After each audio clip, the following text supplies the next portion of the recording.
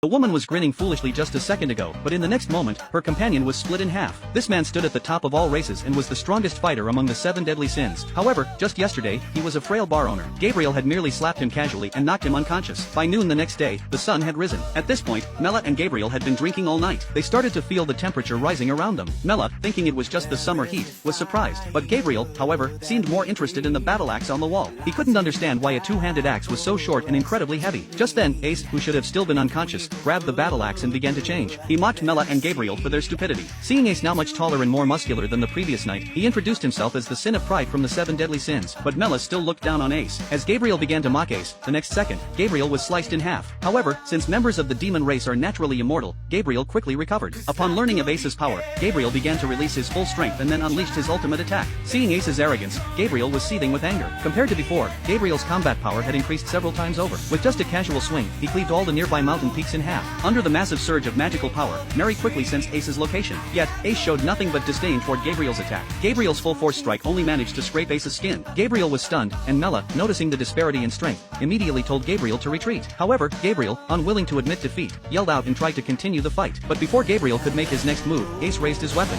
preparing to launch his own attack.